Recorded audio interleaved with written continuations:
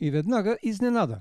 Вместо важна снимка на изключително точния, организиран, сериозен и успял професор Ванес Мекенян, на най-горния ред от стари фотографии на Бургас ни гледа младото лице на второкурсника от химическия техникум в Морския град, облечен в народна носия и примерно застанал зад йониката в една от най-известните естрадни формации през 70-те години на миналия век – Коралите. Малко не си приличам, това съм аз.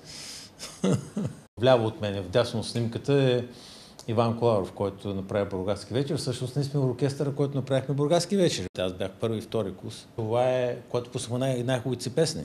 И една от тях остана и стана емблематична за Бургас. Човек изпитва много голямо удоволствие винаги, когато се занимава с наука. Там си има емоционална част, но тя е с друг заряд, казва професор Мекенян, който отдавна си е дал сметка, че само пълното себеотдаване може да доведе до резултатите, които той е постигнал, и то след 30 годишен труд. Няма алгоритъм за правене на наука, няма такъв учебник, твърди ученият. Професионалната наука се състои от академична част, която е правенето на самата наука, публикуването й, но тя има и приложна компонента. Това означава да превърнеш научния си продукт в ползваем продукт, да го продадеш и да създадеш принадена стойност. Така както се прави във всеки един бизнес. Тази принадена стойност, по-нататък може да се върне обратно в създаването на наука от самото начало. Тоест, създава се един кръг,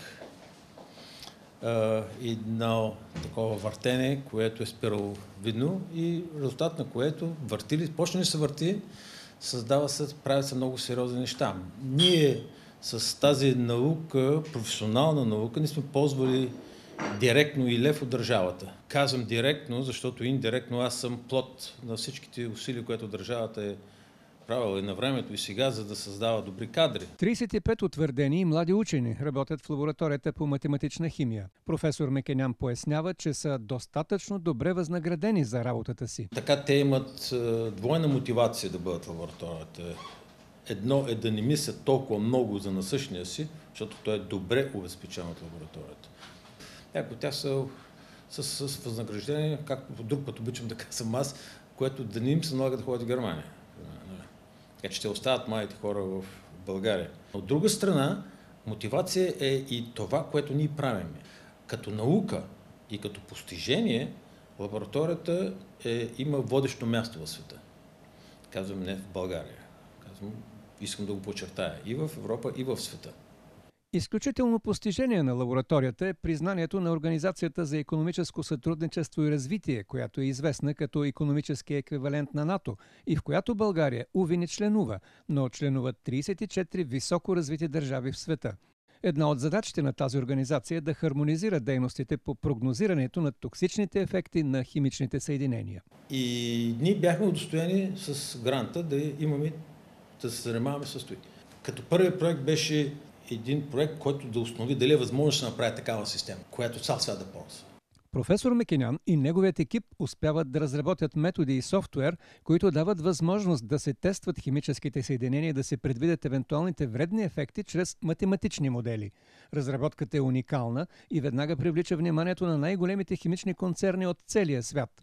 Една от най-големите компании вече е спестила $25 милиона за последните 5 години, благодарение на методите, които българската лаборатория разработва. Това е много сериозен бизнес. Това не е просто да задоволиш академичното си любопитство, казва професорът. Цял свят в момента работи с софтуера, който ние създаваме. Западна и Централна Европа, източната част на Съединените щати, Япония и Австралия са обозначени на старата карта на стената на кабинета на професор Мекенян. Това са местата, с които лабораторията работи най-активно и той трябва да посещава поне 2 пъти годишно. На въпроса ни не се ли притеснява, че някой може да си присвои идеята и да го измести от челното място, професорът само се усмихва. Това не е нещичко да им го кажеш, че да го направят.